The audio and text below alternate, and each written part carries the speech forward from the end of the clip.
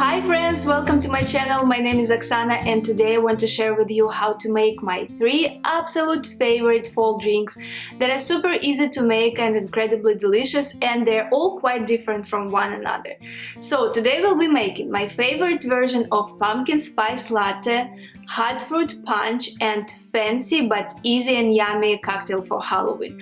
So whether you're a coffee lover or want something fruity and comforting, or you're in the mood for a strong and fun drink, I've got you covered. These are my tried and true recipes that I'm sure you're gonna love if you give them a try. So let's jump right into it. Alright, the first drink we are going to make today is a classic and delicious pumpkin spice latte. And first we need to make a special homemade pumpkin sauce, for which you will need pumpkin puree, pumpkin pie spices, and sugar.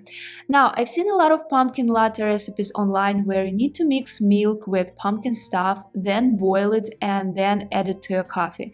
But honestly, I think that can be quite a hassle, especially on busy mornings. Not everyone has time for this, but you obviously want to enjoy it more often than just once in a while, right? So here's why I think this recipe is great. It's when you make the pumpkin sauce once and it will last you for at least a week. So you can enjoy your lattes whenever you want without any fuss. Okay, to make the sauce in a pot, I combine 1 cup of pumpkin puree, 1 cup of water, and 2 ounces of sugar. I like to use a mix of half regular white sugar and half vanilla sugar.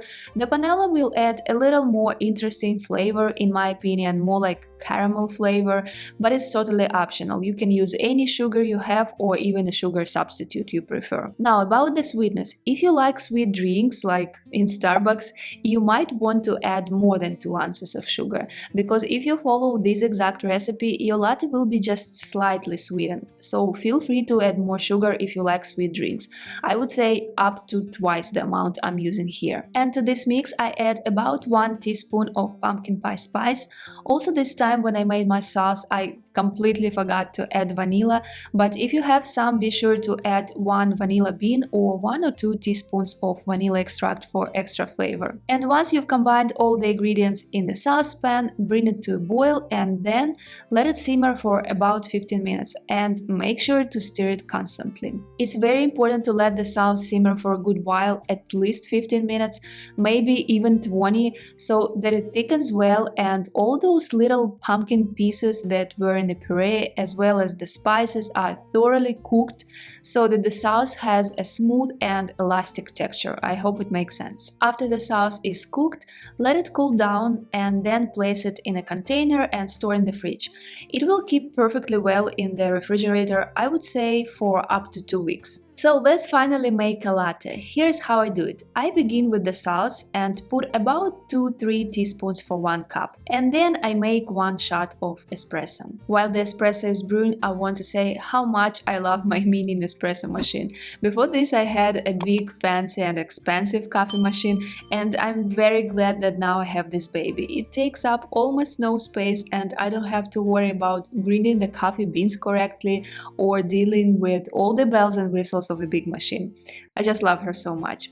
Alright, now I stir the espresso with the sauce and then I add hot milk. Also, if you would like, you can of course top it off with whipped cream and a sprinkle of cinnamon. I really hope you guys will try it because it's absolutely delicious and way better than Starbucks. Just trust me on this one.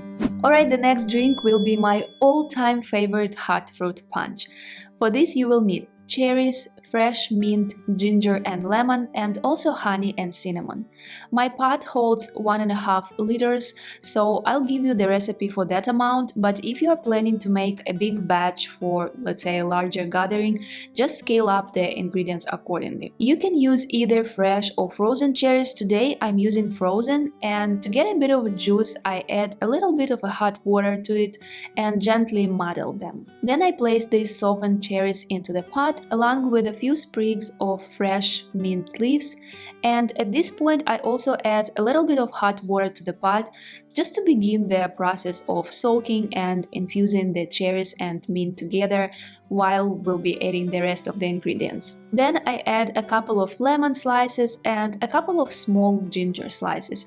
If you like spicy drinks, definitely feel free to add more ginger, but if opposite, if you prefer it milder, just add less ginger. So before adding my ginger to the pot, I also give it a little crush to release some juice. Then I add about 1 ounce of honey, but you can go for up to 2 or even 3 ounces depending on how sweet you want your drink to be. I like it with just a hint of sweetness, so this is the amount I go for, but of course you can always adjust the ingredients to make it the way you like. And I also throw in a cinnamon stick, but you can absolutely use regular ground cinnamon spice if that's what you have on hand. It works just as well. Now all that's left is to pour boiling water over everything, give it a good stir and let it soak for at least 5-10 minutes. Guys, you won't believe how incredibly tasty and aromatic this drink is. This particular blend of ingredients is just so good together, and not only does it taste amazing, super easy and fast to make, but it's also fantastic for your immune system. You've got to give it a try and I promise you will absolutely love it. Alright, the next drink is a boozy cocktail that I love whipping up for Halloween. It's called Haunted Graveyards.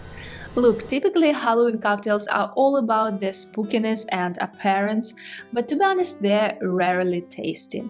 However, this one is a real treat, especially if you're a fan of bourbon or whiskey. So here's what you will need. It's your favorite bourbon, maple syrup, orange bitter, fresh orange and a few sprigs of fresh rosemary, and you will also need a shaker to make this cocktail. So I begin by adding the leaves from 1 sprig of rosemary and a few orange slices to the shaker. I make this for 1 serving, but if you're making it for 2, just double the amount of everything. Now this isn't part of the original recipe, but I like to muddle the orange with the rosemary first.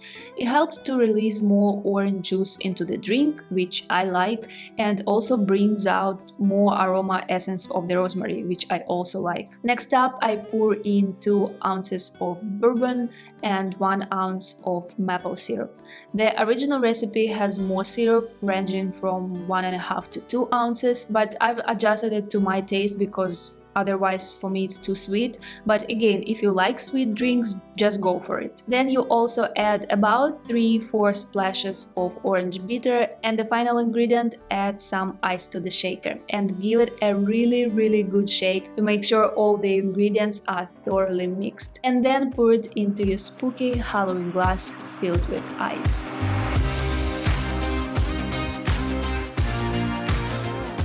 For garnish, we will use a sprig of rosemary, which I will lightly torch so it starts to release a nice and piney smoky aroma. You know guys, I'm not really a big fan of cocktails, especially the sweet ones, but this drink, it's kind of an exception. It's very tasty and will definitely warm you up, making it perfect for the fall season and Halloween.